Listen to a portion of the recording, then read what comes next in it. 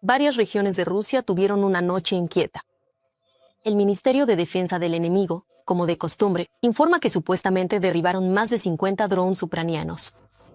Y al mismo tiempo, Belgorod y otras regiones se quedan sin electricidad. Más detalles a continuación. Esta noche, Belgorod quedó sumida en la oscuridad. Tras una serie de explosiones, la ciudad sufrió cortes de electricidad. En algunas casas desaparecieron tanto la calefacción como el agua. Según los informes en los canales locales, Belgorod fue atacada por misiles. Los ataques alcanzaron la central termoeléctrica local. La ciudad acaba de ser bombardeada 3 veces. Estoy llegando a casa y esto es lo que me encuentro. El gobernador de la región, Vyacheslav Gladkov, confirmó el hecho del ataque. Señaló que, según él, fue el más masivo, y los residentes locales dicen que escucharon cerca de 50 explosiones.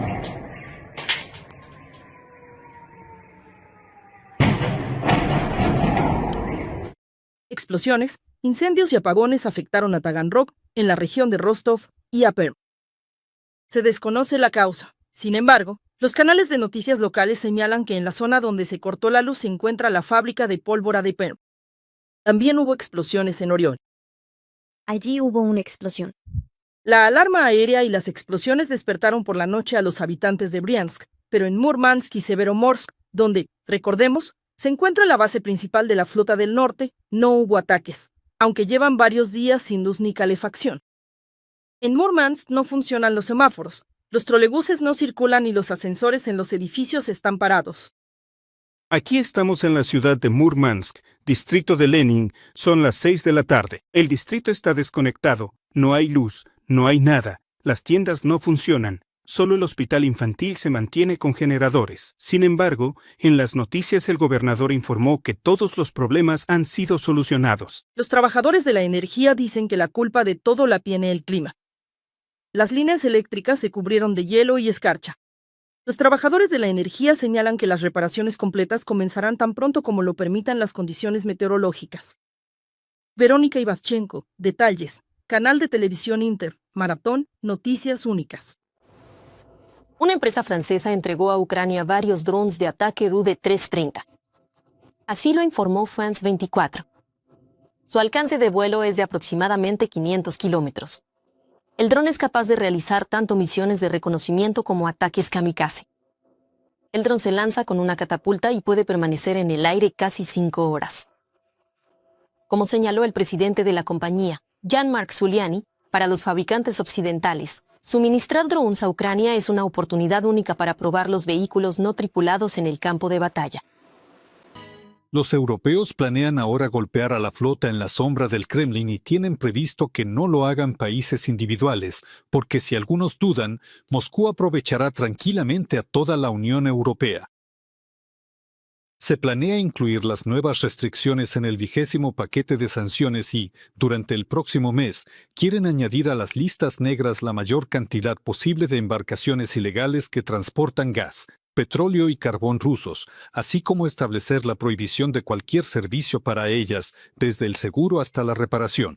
Actualmente, ya hay cerca de 600 de estos petróleros bajo restricciones, pero la lista está desactualizada, nadie la ha actualizado durante mucho tiempo.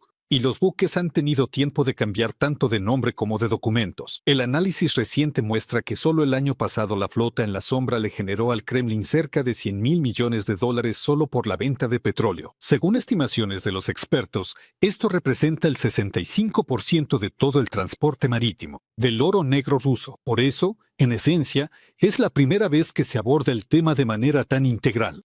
Y Países Bajos incluso propuso crear un esquema en el que a los propietarios de barcos antiguos les resulte más rentable, bajo control estatal, entregarlos para chatarra que venderlos al Kremlin a través de intermediarios. Porque actualmente la edad promedio de los barcos de la flota en la sombra rusa supera los 18 a 20 años. Es decir, en esencia, son cascos viejos y peligrosos, muchos de los cuales hace tiempo deberían haber sido dados de baja. Todo esto se quiere finalizar para mediados de febrero, de modo que para el día 24, aniversario de la invasión, ya no haya solo un acuerdo, sino un plan de acción claro. Los expertos en sanciones dicen ahora que, en las condiciones actuales, golpear a la flota en la sombra es la forma de infligir el mayor dolor a Moscú, teniendo en cuenta cuánto dinero recibe el Kremlin de la venta ilegal. Por supuesto, la decisión no es sencilla debido a la necesidad de negociaciones de Bruselas con los húngaros y, en parte, con Grecia, que se opone a cualquier restricción porque, como han revelado los periodistas de investigación, fue la que más ganó vendiendo barcos viejos a Moscú. Pero ahora es un paso que, según muchas estimaciones, podría convertirse en un argumento real para que Putin cambie su postura respecto a la paz. Sí, no definitivo, pero sí muy serio. Bueno, ¿y qué es la flota en la sombra? ¿Cómo funciona? ¿Y por qué es tan difícil luchar contra ella? Voy a contarlo en detalle ahora mismo en nuestro reportaje especial.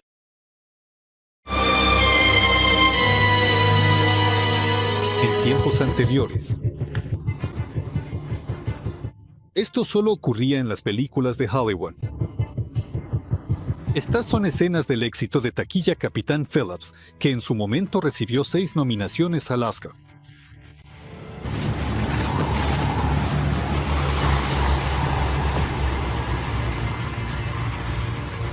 En medio del océano, en un buque de guerra de la Marina de los Estados Unidos, se despliega el cuartel general de la operación.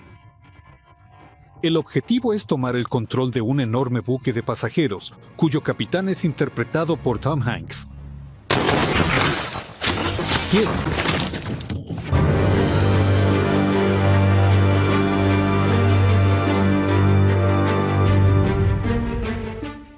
Podría haber pensado que 10 años después una trama similar no estaría en el cine, sino en las noticias.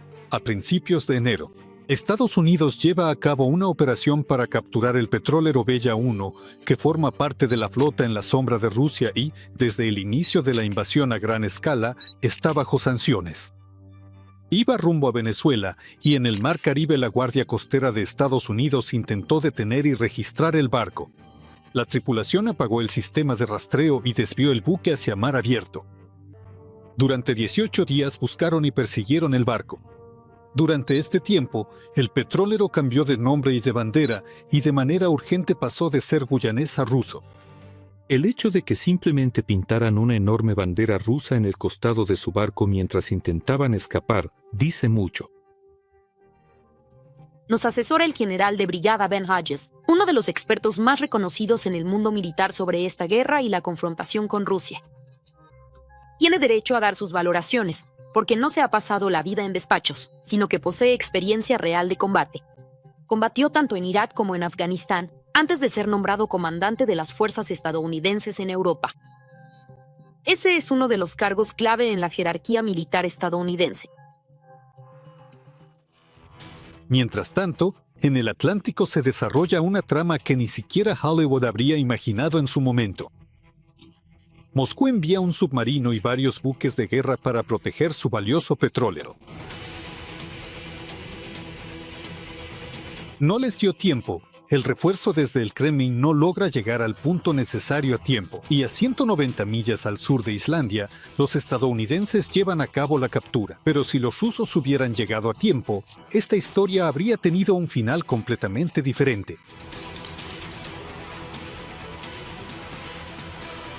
Hubo un caso en el que los estonios intentaron capturar uno de los barcos de la flota en la sombra, que no tenía bandera rusa, y los rusos negaron que fuera suyo. Y de repente, la Fuerza Aérea Rusa llegó allí y, de hecho, detuvo a los estonios para que no abordaran el barco. Por eso, esta vez, cuando Moscú incluso anunció el envío de un submarino, esto demuestra que Rusia finalmente entendió que su bandera a bordo ya no sirve de nada para protegerlos. Y ahora realmente no tienen fuerzas para hacer nada aquí. En algún momento, este cambio de bandera se volvió masivo. 4 decenas de petroleros pasaron urgentemente bajo bandera rusa. Lo más probable es que en Moscú pensaban que Estados Unidos no se atrevería a entrar en conflicto respecto a los buques bajo su jurisdicción, pero solo empeoraron las cosas. De este modo, expusieron barcos importantes para ellos, poniéndolos, en esencia, en riesgo de inspecciones o arrestos. ¿Está Donald Trump finalmente adoptando la línea dura con la que ha amenazado durante tanto tiempo? Bien. Hace tiempo que espero que Trump finalmente entienda que los rusos no lo respetan, que se burlan de él, que lo manipulan. Y cuando lo comprenda, utilizará las enormes palancas de influencia que tiene sobre Rusia. Y al mismo tiempo, ¿cuántas veces hemos escuchado ya, haré algo en 2 semanas, luego en otras 2 semanas? El tiempo pasaba y no ocurría nada. Y seré el primero en levantarme y decir, disculpen, me equivoqué, si esta vez realmente está decidido a hacerlo en serio. Parece que Trump aún no lo ha decidido para sí mismo. Como dirían los marineros, navega según los instrumentos, es decir, actúa según la situación. Y aquí es importante entender cuántos barcos componen esa llamada flota en la sombra y cómo distinguirlos.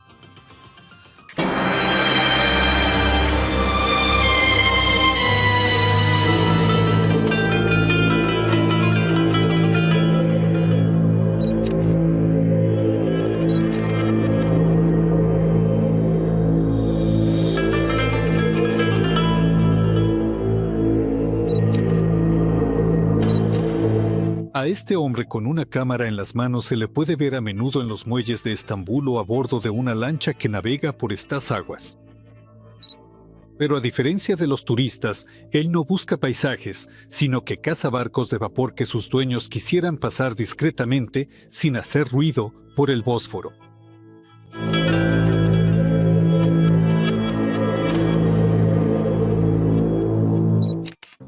Aquí nuestro protagonista ha captado un barco que transporta para la venta grano robado en los territorios ucranianos ocupados. Aquí, en su objetivo, aparece un barco de vapor que transporta para la venta carbón extraído en el Donbass ocupado.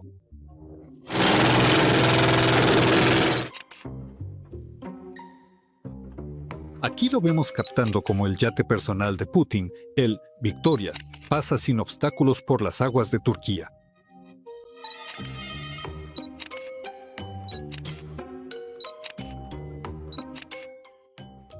A veces los barcos pasan tan cerca que se pueden ver a simple vista. Han cambiado el nombre tantas veces que literalmente lo pintaban durante la noche. Y algunos barcos de vapor rusos ya son casi una comedia. Ni siquiera usaron pintura de buena calidad. La pintura se escurre y puedes ver el nombre anterior debajo de ella. En la prensa lo apodaron el hombre cámara, Yorukik, un analista geopolítico y cipspoter de Estambul, es decir, un experto cuyo ojo atento no deja escapar ningún barco que pase por el Bósforo y los Dardanelos. Por supuesto, no es que simplemente tenga suerte de interceptarlos. Detrás de esto hay un enorme trabajo analítico, el análisis de datos de radares e imágenes satelitales. Es fundador de la prestigiosa consultora Bosphorus Observer, que analiza las actividades de la flota fantasma de Rusia y cómo Moscú intenta eludir las sanciones petroleras. Así que mi interlocutor es la elección ideal para explicar, con ejemplos concretos, qué es exactamente la flota fantasma. Diferentes nombres, flota fantasma, flota ilegal, pero la esencia es la misma.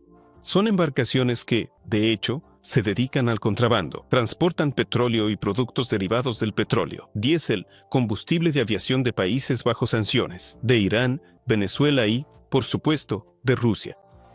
Cuando Moscú necesitó el transporte clandestino, se seguían ciertas reglas. Registraban esos barcos en registros de países lejanos, les colgaban una bandera, pero con el tiempo ni siquiera intentaron mantener la apariencia de legalidad. Ahora la situación es paradójica. Ya no se trata de países sin reglas. Todos los documentos están falsificados. Aquí pueden ver un barco de la flota en la sombra. Así que ni siquiera tienen que adivinar, seguro que navega bajo una bandera falsa. Es decir, en el casco está escrito un nombre, en la popa hay una bandera, pero antes de entrar al siguiente puerto, simplemente en mar abierto, cambian la bandera por otra, reescriben el nombre y listo, sin dejar rastro alguno. Incluso si este buque de motor estaba en las listas negras de sanciones, le hacen un rebranding improvisado y siguen navegando como si nada. Recuerdo que cuando en la industria marítima recién empezamos a hacer listas de estos barcos, yo tenía un listado de 15 embarcaciones. Imagínate, solo 15. Y hoy en día hay más de 1.500, quizá incluso 2.000, barcos de este tipo. Te pido, experto, que nos enseñes cómo movernos de inmediato entre los miles de barcos de carga que pasan de puerto en puerto. Esta es una parte de la flota de precios de Putin. Resulta que, muy a menudo, un barco de este tipo ni siquiera se esconde. Una vez vi que el nombre en el casco estaba escrito en un ángulo de 45 grados. Lo pintaron torcido. Enseguida te das cuenta de que es un barco sospechoso. Algunos barcos incluso navegan sin bandera. O el nombre está escrito con errores gramaticales. O les quedan grandes defensas inflables que se utilizan para la transferencia de petróleo de barco a barco en mar abierto. Es una de las formas de evitar problemas. Por los puertos, este tipo de barco pasa vacío, porque incluso si lo inspeccionan, no hay oro negro de contrabando a bordo. Porque antes ya habían fondeado en mar abierto, se amarraron a otro petrolero, ahora ya legal, y le transfirieron el petróleo, y luego el comerciante falsificará los documentos de la mercancía, porque el petróleo ruso se convertirá en saudí o kazajo. Esto Simplemente significa que en el Mar Negro, cuando los buques de carga desaparecen de los radares, se dedican a la transferencia de carga de un barco a otro. ¿Qué? ¿significa eso de esconderse en la sombra? En cada barco que sale a navegar hay instalado un sistema ICE. El buque transmite sus coordenadas, nombre, tipo y datos técnicos las 24 horas del día. ¿Y los capitanes de la flota en la sombra en algún momento apagan ese rastreador? La forma más sencilla es simplemente apagar manualmente el equipo de rastreo. O últimamente, los rusos han aprendido a falsificar la señal. Y así, por ejemplo, un barco entra a Crimea ocupada para cargar mercancía, después de lo cual podría ser rastreado. Pero en los sistemas informáticos, todo ese tiempo sigue estando, digamos, en Singapur. Utilizan tecnologías militares para distorsionar los datos. Así que ves el barco en los sistemas informáticos marítimos. ¿O crees que lo ves? Porque la ubicación es falsa, el lugar está falsificado y el propio buque de carga en realidad está en otro sitio completamente distinto. Hay que buscarlo a través de satélites, y eso es complicado y costoso. Por eso incluso los estadounidenses estuvieron 2 semanas persiguiendo al primer petrolero Bella antes de capturarlo. Ahora, mediante métodos de fuerza, ya han detenido 7 de estos barcos. Entonces, ¿es este el fin de la flota en la sombra?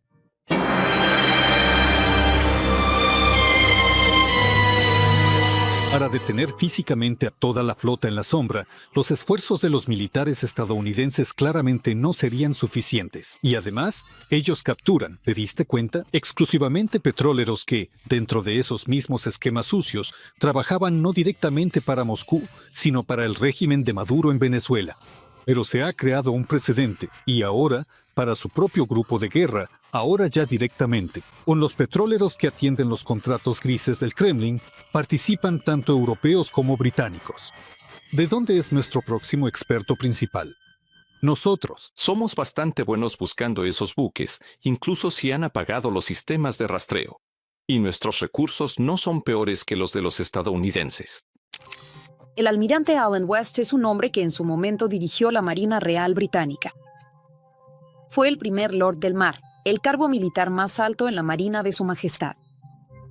Su experiencia no proviene de discusiones de despacho. Ha estado en la Marina toda su vida. Ascendió al puesto de jefe del Estado Mayor Naval y al de máximo líder militar de todas las armadas del país. Y después de su dimisión, pasó 3 años en el Ministerio del Interior británico, responsable de seguridad y contraterrorismo. Así que no todo el mundo sabe de la amenaza rusa. Y.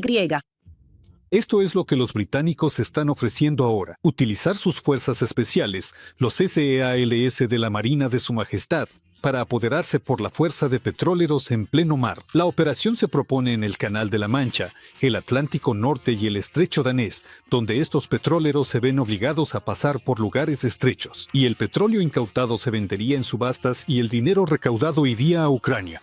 Es decir, un triple golpe. Rusia pierde tanto los buques como la mercancía y los ingresos. El almirante West admite que Londres tiene suficientes recursos para esto.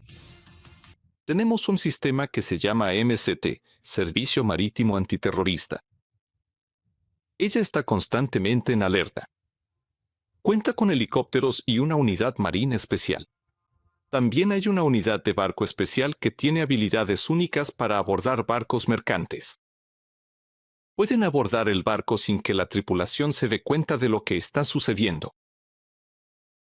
Lo interesante es que la base legal para esto ya existía desde hace unos 7 años. Existe una ley de sanciones que permite detener embarcaciones que han zarpado sin bandera o con una falsa. Y, como ya hemos aclarado, es de estos barcos de los que se compone la flota en la sombra, solo que no se atrevían a ser los primeros. Pero dado que Trump, quizás sin entenderlo del todo, abrió la caja de Pandora, ahora en Londres, al parecer, también están listos para actuar con la máxima dureza. Esto No significa que tal medida detendrá la guerra, pero sí tendrá un enorme impacto en la capacidad de Rusia para continuarla. Esto ya era evidente hace 2 a 3 años. Y, lamentablemente, no se hizo nada al respecto.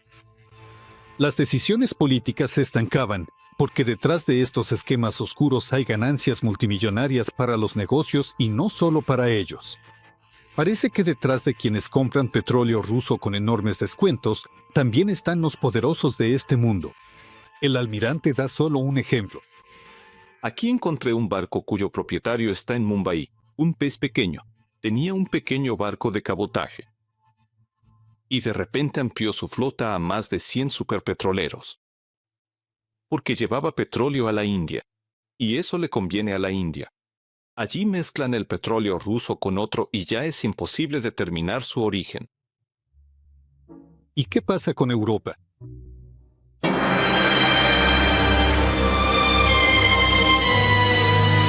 Y en la UE, al parecer, no comprendían del todo la magnitud de la actividad que Rusia había despegado justo bajo sus narices. Entonces, los periodistas de varios países europeos y de decenas de redacciones alzaron la voz. Nos interesó saber cómo Rusia consiguió esos petroleros, quienes eran los dueños anteriores, quién los vendió. Y la mayor sorpresa para mí fue que muchos de esos barcos tenían propietarios occidentales. Birte Chogaus es una destacada periodista alemana que ha demostrado que las publicaciones de la prensa pueden cambiar la gran política.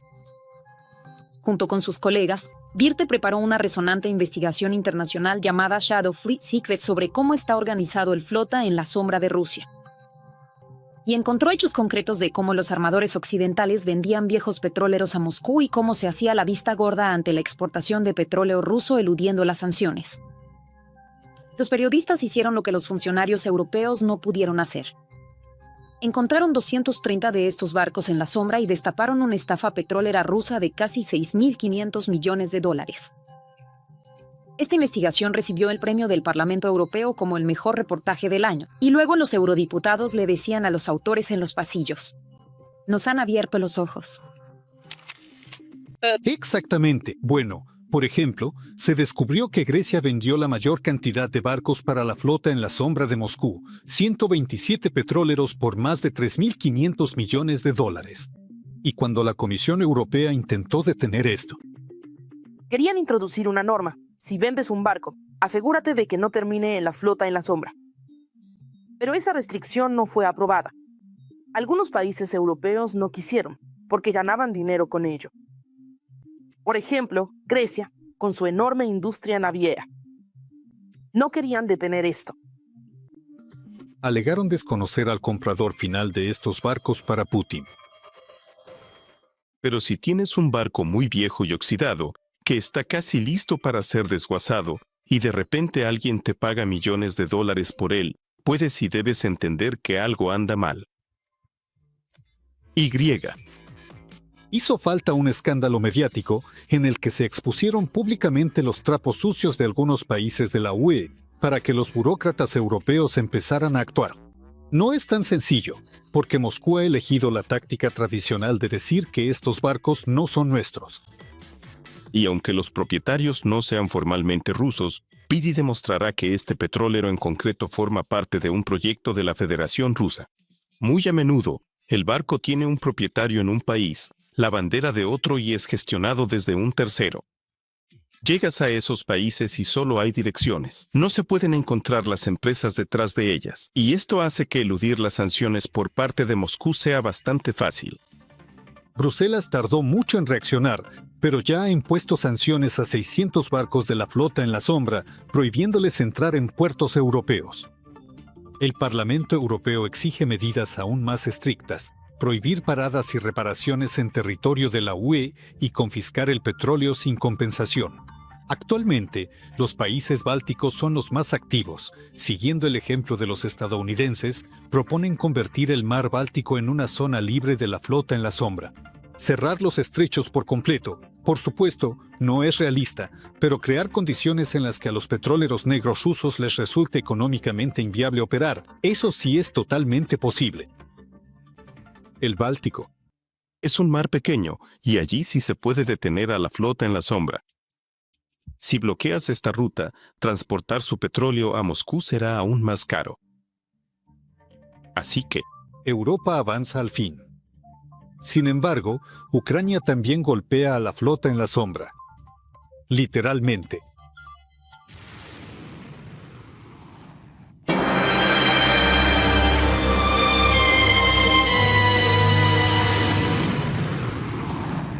Me refiero a los ataques con drones contra los petroleros de la flota en la sombra que Ucrania ya está llevando a cabo. De esto aún no se ha hablado públicamente, pero nuestro experto en Estambul, que registra cada ataque y conoce los detalles de cada buque de carga, dice que todos y cada uno de los petroleros que ya han sido atacados no son barcos al azar en absoluto. los barcos que Ucrania elige para sus ataques en el Mar Negro están seleccionados de manera muy cuidadosa y muy acertada. Son los más oscuros de la flota en la sombra. Y, saben, Ucrania podría atacar petroleros que ya están cargados. Sería una imagen espectacular para las noticias. Pero siempre ataca barcos vacíos. Esto previene una catástrofe ecológica en el Mar Negro. Moscú ya ha empezado a gritar sobre la supuesta ilegalidad de lo que está ocurriendo. Dicen, ¿dónde están los principios del derecho internacional? ¿Quién permitió atacar o detener barcos civiles? Todo sería así, si no fuera por un detalle. Rusia misma introdujo deliberadamente esta flota en la zona gris. Estos Petroleros están fuera de la ley. Representan una amenaza para la navegación marítima. No tienen bandera ni documentos. Operan exclusivamente para Rusia. En esencia, son como máquinas para generar divisas para el gobierno ruso. El mundo entero debe detenerlos. Y hasta que el sistema internacional funcione, Ucrania tiene pleno derecho soberano de actuar contra ellos. Y. porque no hay seguro para las latas flotantes de la Armada rusa. Todos estos petroleros se encuentran en unas condiciones técnicas sencillamente pésimas. Moscú no tiene ninguna flota de barcos de primera clase. Todos son peligrosos.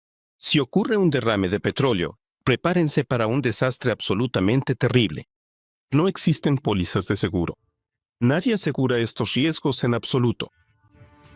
Y por eso, mientras todos buscan cómo lograr que Putin no solo simule, sino que realmente lleve a cabo negociaciones, resulta que este es un medio que puede ayudar. Sí, esto puede funcionar, porque los recursos de Rusia se están agotando, el dinero se está terminando y vemos que Moscú tiene cada vez menos posibilidades de proteger todos estos barcos. Así que, mientras Occidente debatía sanciones y temía una escalada, Ucrania tomó la iniciativa.